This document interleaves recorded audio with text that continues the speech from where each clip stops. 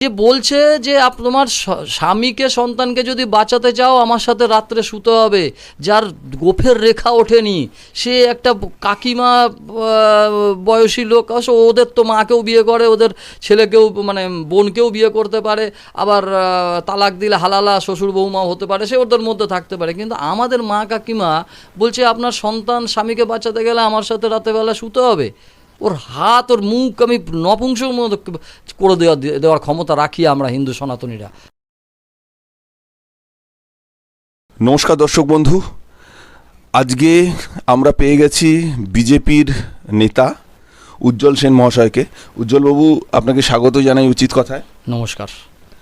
তো আজকে আমরা যে বিষয়টা নিয়ে কথা বলবো, যে বিষয়টা নিয়ে আলোচনা করতে এসেছি, যে মুর্শিদাবাদে যে ঘটনাটা ঘটছে এবং ওয়াকফ বোর্ড রিগার্ডিং যে কিছু আইন পরিবর্তন হয়েছে, সেই পরিবর্তনের ফলে যে ঝামেলাটা সৃষ্টি হয়েছে, সেই পরিবর্তনটা আদৌ কি মুসলমানদের খুব বিরোধী হচ্ছে, ব্যাপারটা মুসলমানদের পক্ষে খারাপ হচ্ছে, নাকি এটাকে মানুষকে ভুল বোঝানো হচ্ছে, সেই নিয়ে আলোচনা করব। তার আগে একটা ছোট্ট গল্প দিয়ে শুরু করি। গল্পটা হলো, একটা জঙ্গলে প্রচুর গাছ ছিল এবং সেই জঙ্গলটায় প্রচুর কাঠুরিয়াও বাস করতো। এইবার কি হয়েছে বুঝলেন উজ্জ্বলবাবু, সেই কাঠুরিয়ারা প্রচুর জঙ্গল কেটে ফেলতো রোজ। তো পাখি জীবজন্তুর ওদের থাকার খুব সমস্যা হচ্ছিল। তখন ওরা একবার গাছগুলোকে জিজ্ঞাসা করে যে তোমাদের তো রোজই কেটে ফেলছে কাঠুরিয়ারা, তোমরা কোনো আটকাতে পারছো না, তোমরা ঠেকাতে পারছো না? তো গাছগুলো বলছিল যে এই কাঠুরিয়াগুলো আমাদের জীবনেও কাটতে পারতো না যদি না আমাদের জাত ভাইরা ওদের সহযোগিতা করতো। মানে ওই কাঠুরিয়ার যে লোহার মানে কুঠারটা, তার হ্যান্ডেলটা কিন্তু কাঠের। তো বিষয়টা হচ্ছে এটাই যে আজকে মুর্শিদাবাদের বুকে যে ঘটনাটা ঘটছে আপনারা দেখতে পাচ্ছেন, তার আগে থেকে শুরু হয়েছে, বাংলাদেশ দিয়ে শুরু হয়েছিল, তারপর মালদা হয়েছে, মুর্শিদাবাদ হয়েছে এবং অন্যান্য অনেক ঘটনার উদাহরণ আমরা জানি। কিন্তু সেইভাবে কোনো হিন্দুদের মধ্যে প্রতিবাদ কিন্তু আমরা দেখতে পারছি না, যেখান থেকে এখান থেকে ২৭,০০০ কিলোমিটার দূরে যেখানে ফিলিস্তিন রয়েছে, সেখানে কোনো ঘটনা ঘটলে কিন্তু কলকাতায় মুসলিমরা একত্রিত হয়ে আন্দোলন করে। তাহলে এর থেকে কী বুঝবো উজ্জ্বলবাবু, আমরা কি নিজেরাই নিজেদের শত্রু আর ওরা অনেক বেশি একত্রিত, ওই কারণেই ওরা সব ব্যাপারে আমাদের থেকে এগিয়ে যায় বা ওরা ভোট ব্যাংক হয়ে রয়েছে আজকে? না, এটা ঠিক না যে হিন্দুরা একে অপরের শত্রু বা নিজেদের শত্রু। হিন্দুরা হচ্ছে একটা সহিষ্ণু ধর্ম পালন করে। আমরা সনাতন ধর্মের থেকে এসেছি। আমাদের সবসময় একটাই আছে, যে আমাদের নীতি আছে, ক্ষমাই পরম ধর্ম। তো এই মানে সেই মান্ধাত্তা আমল থেকে আমরা এই নীতি পালন করতে করতে আসছি। আর আমাদের অপোনেন্টে যে যারা এখন এই দাঙ্গা করে বেড়াচ্ছে, যে ধর্মটা যেটা সনাতন ধর্মের অনেক পরে এসছে, তারা এসছেই মার কাটারি দাঙ্গা। তারা জন্ম তো হয় সনাতন নিয়ে, কিন্তু তারা ওই বাচ্চা বয়স থেকে একটা যে এখন তখন বুঝতে শেখে না, তাকে খতনা করা হয়। সে রক্ত দেখে, কাটাকাটি দেখে, দেখতে দেখতে দেখতে দেখতে মানুষ হচ্ছে। কসাই যত আছে দেখবেন, তত ম্যাক্সিমাম কসাই কিন্তু ওই মুসলিম সম্প্রদায়ের মধ্যে হচ্ছে।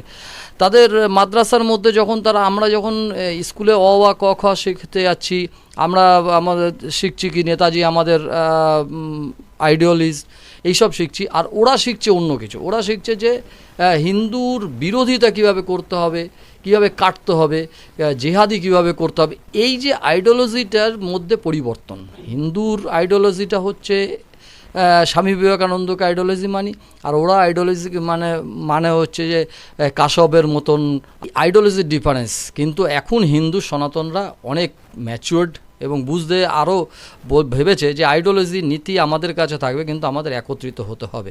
এবং আপনি বলছি তো যে হিন্দু এগোতে পারছে না বা হিন্দু একত্রিত হচ্ছে না, তার কারণ হচ্ছে আমরা সংবিধানটাকে মানি, আইনটা মানি। আইনের একটা ভয় প্রত্যেক হিন্দুর মনের ভেতরে রয়েছে। আমি তো বলছি, আমি সেদিনকে একটা বক্তব্যতেও বলেছি যে এই যে মুসলমান যারা এই যে দাঙ্গা ফাসাদ করছে, এইবারের যেটা মুর্শিদাবাদে যেটা ঘটছে, দেখবেন একজনেরও মানে দুধের দাঁত পড়েনি, দাড়ি ওঠেনি, একদম বাচ্চা ছেলে, তারা ভাঙচুর তছনছ চালাচ্ছে।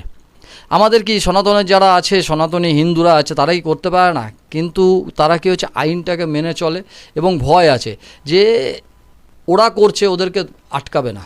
কিন্তু হিন্দুর ছেলেরা যদি একত্রিত হয়ে ওদের কোনো একটা টুপি পর্যন্ত থাপড় মেরে নামিয়ে দেয়, তাহলে একটা বড় ধর্মের আইন দিয়ে কি করবে, তাকে পেছনে পাঠাবে।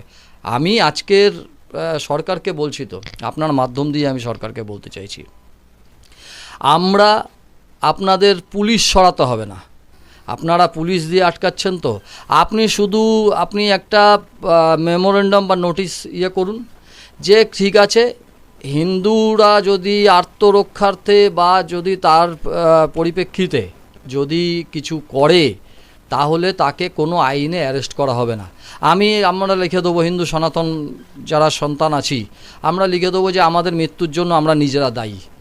পুলিশ আপনি কি করবেন, আমার ওই ওএসি বলে, আপনাদের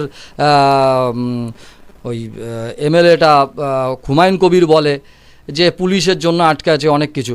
আমি বলছি তো পুলিশ থাকুক না, হিন্দু সনাতনরা ওই শিবাজির রক্ত বয় আমাদের গায়ে, নেতাজির রক্ত বইছে আমাদের গায়ে।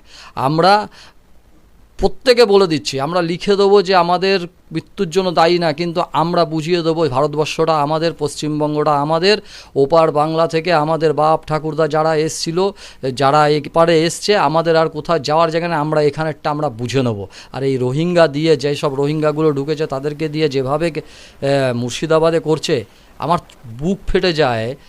যে মহিলাটা কাঁদতে কাঁদতে খাচ্ছে আর বলছে যে আমাদের আর থাকার পথ নেই, চলে যেতে হবে। কোথায় যাবে? সেইখানে দাঁড়িয়ে থেকে তাদের আর উপায় নেই, আমরা দাঁড়াবো।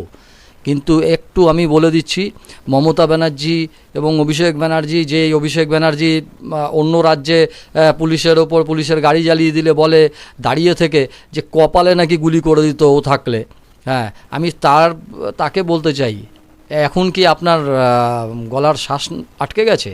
মুর্শিদাবাদে পুলিশের গাড়ি জ্বালিয়ে দিচ্ছে, ভাঙড়ে পুলিশকে মারছে, পুলিশ দৌড়ে পালাতে পারছে না, গুলি নেই আপনার এতে।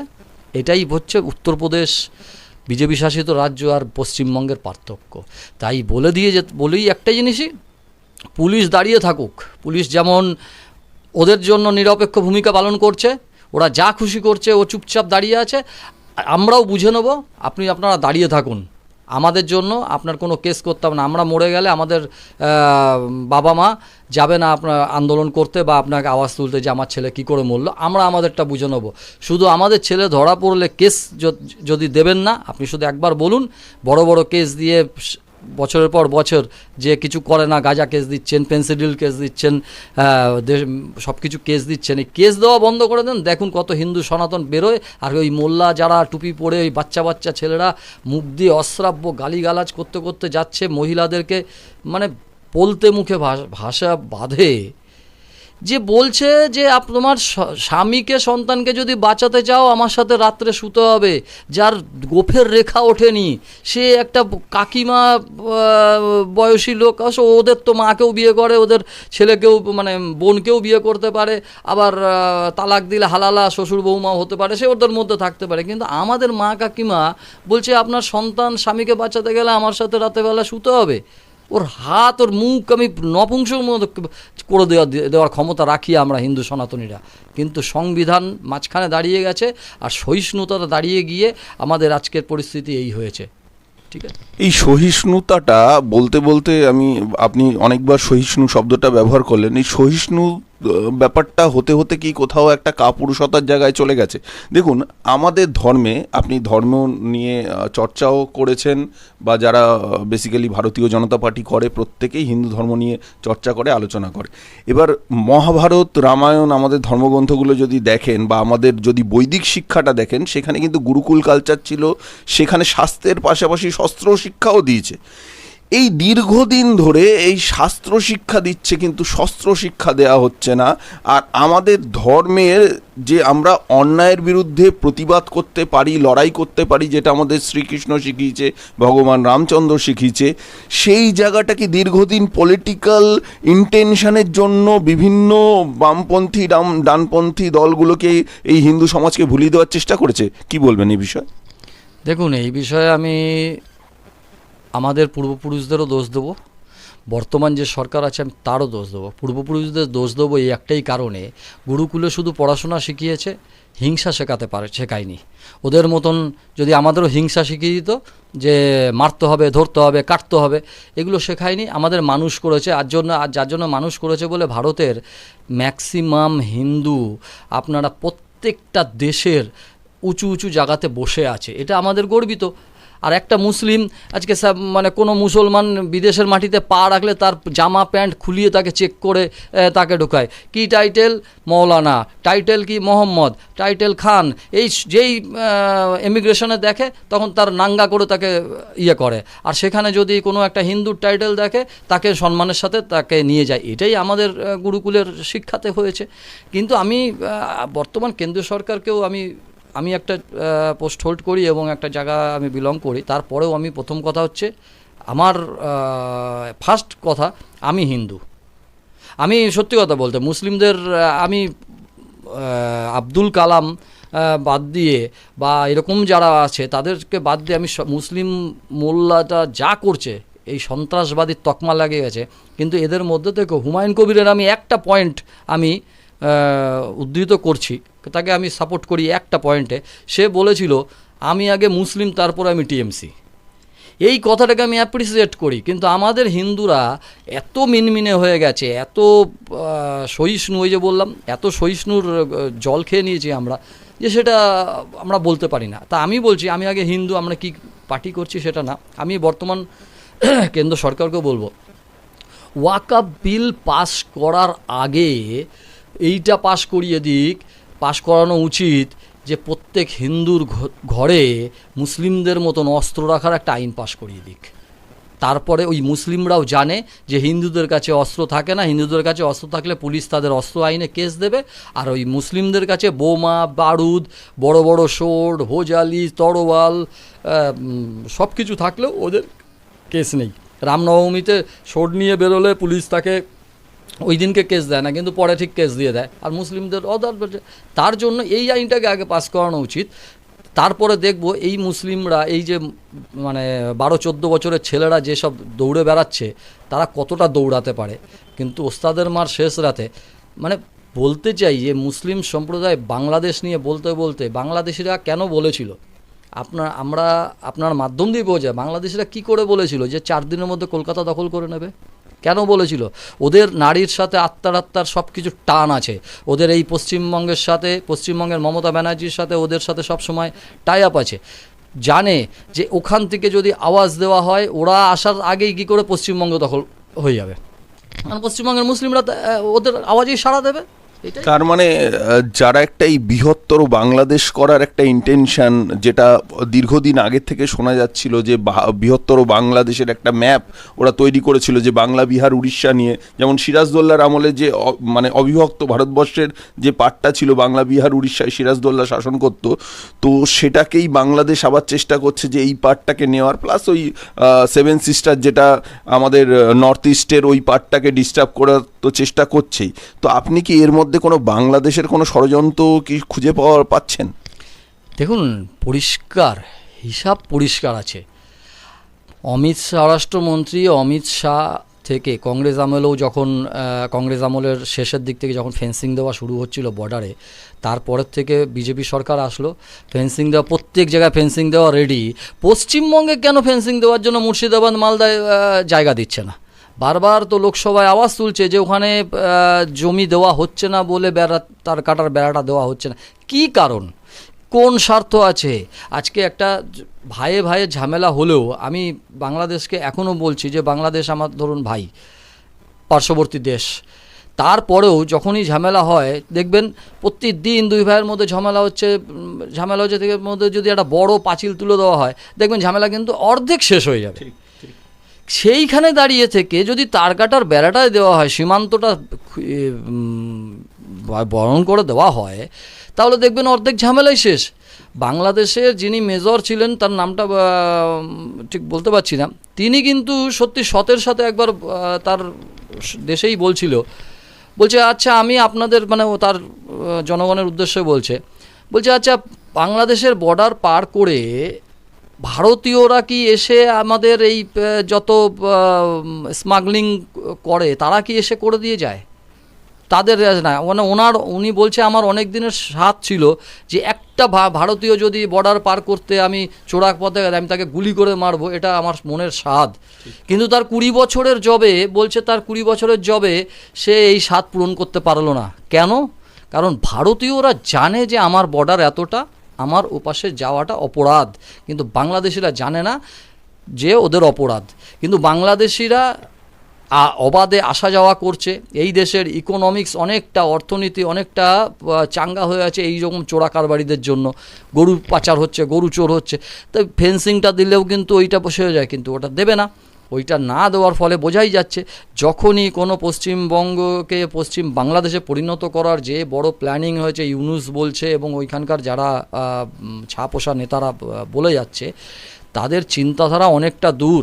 তারা প্ল্যানিং করেই আছে এই পশ্চিমবঙ্গের ইমাম হোক, মুয়াজ্জিম হোক, যারা আছে, এবং আমাদের সরকার, হুমায়ুন কবিরের মতন লোক, সালিমের এই সেকুলারবাদী সালিমের মতন লোক, এদের সাথে কথা হচ্ছে, সমস্ত আছে। মিনি পাকিস্তানের ফিরাদ হাকিমের সাথে এদের সাথে সবসময় কথা হয়। এখন তো পুরো আনসারুল্লাহ বাংলাই পশ্চিমবঙ্গকে সব অশান্ত করে রেখে তাদের সাথে কথা হচ্ছে যে পশ্চিম বাংলাদেশ হতে গেলে, মানুষ ঢুকতে গেলে কি বনগাঁ বর্ডার দিয়ে তো ঢুকতে পারবে না, কেন? সেখানে করা বর্ডার সিকিউরিটি দেওয়া আছে।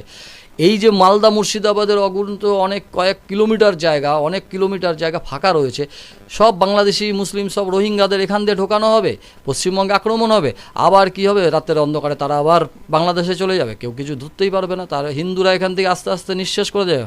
মালদা মুর্শিদাবাদের হিন্দুরা যেমন আস্তে আস্তে মালদায় পালিয়ে আসছে, মালদায় আক্রমণ হবে, মালদা থেকে উত্তর 24 পরগনার দিকে আসবে, আমাদের এদিকে আসবে, আমরা এবার যাবো, এইভাবে আস্তে আস্তে ফাঁকা হচ্ছে। মানে আপনি বলতে চাইছেন আস্তে আস্তে এই আক্রমণ করে করে করে করে আস্তে আস্তে হিন্দুদের একটা সাইডে কোণঠাসা করার চেষ্টা চলছে, এটা একটা বিষয়। আর একটা যেটা আপনার বক্তব্য থেকে উঠে আসলো যে সত্যি মানে একটা বৃহত্তর চক্রান্তেরও সম্ভাবনা রয়েছে, সম্ভাবনা একটা আছে, আপনি সেই জায়গাটা উড়িয়ে দেননি। আর একটা কথা বলি উজ্জ্বলবাবু, সেটা হচ্ছে ওয়াকফ বিলে যে নতুন যেটা অ্যামেন্ডমেন্ট হলো, যে সংশোধনীটা হলো, তাতে আমি যেটুকু স্টাডি করে দেখলাম 7টা পয়েন্ট মূলত পরিবর্তন হয়েছে, এবং 7টা পয়েন্টেই এমন কোনো জায়গা নেই যেখানে মুসলিমদের বিরাট কোনো ক্ষতি হচ্ছে বা বিরাট কোনো খারাপ কিছু হচ্ছে, একটাও জায়গা নেই। যত মুসলিম বন্ধুরা আছেন, ভাইরা আছেন, যারা আছেন, ভিডিওটা যদি আপনাদের এতক্ষণ ধৈর্য থেকে থাকে দেখার, কারণ আপনারা অনেকে মাথা গরম করে হয়তো স্কিপ করে গেছেন, কিন্তু যদি ধৈর্য ধরে কেউ দেখে থাকেন, তাহলে আপনারা দয়া করে ওয়াকফ বিলে যে অ্যামেন্ডমেন্টগুলো হয়েছে সেগুলোকে একটু ভালো করে দেখুন। একটা জায়গাও আপনাদের খারাপ কিছু হয়নি, এখানে কোনো খারাপ কিছু হয়নি, আপনারা বুঝতে পারবেন সেটা।